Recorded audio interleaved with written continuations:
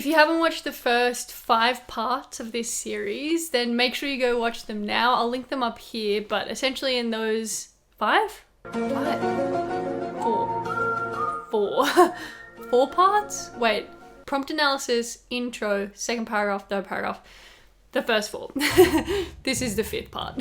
In those videos, we kind of went through everything up until this stage. I wrote the first 3 paragraphs of this essay, and today I'm going to be writing the 4th paragraph, which is my conclusion. This essay is about beauty, and I'm really excited to finish it because I need that sense of completion of working on this essay over a few weeks, and I hope you do as well. So let's get writing. Come on, come on, come on, come on, come on, come on.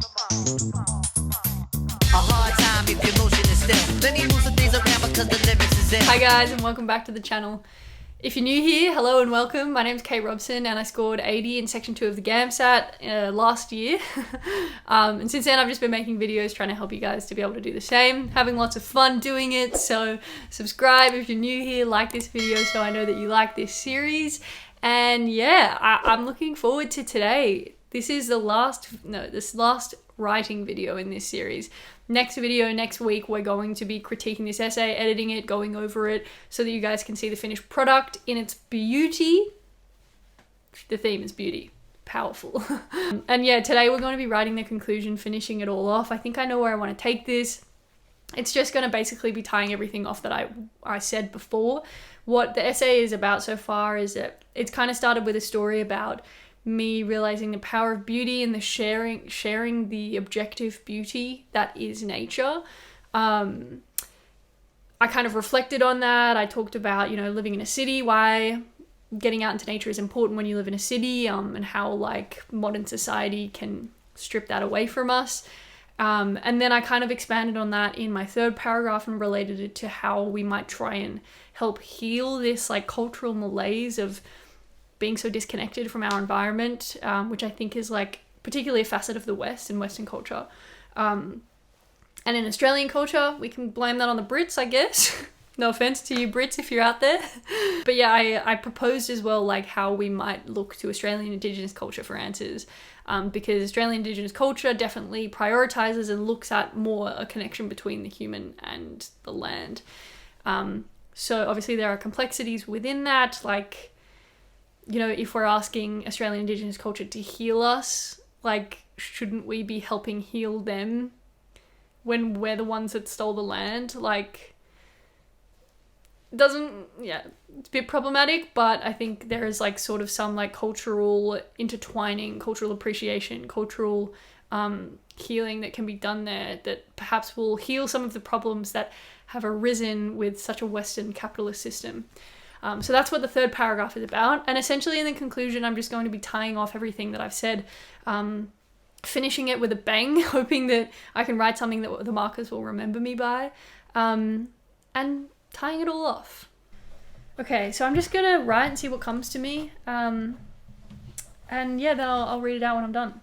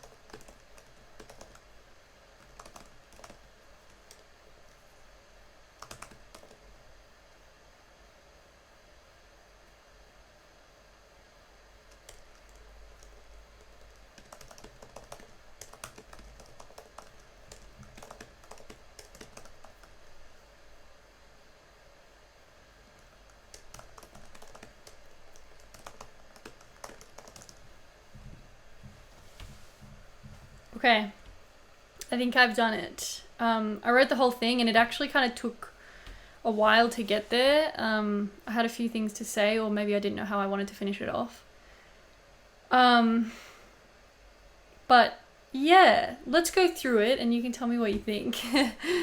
The perceived beauty of nature being objective is perhaps a contentious statement to make.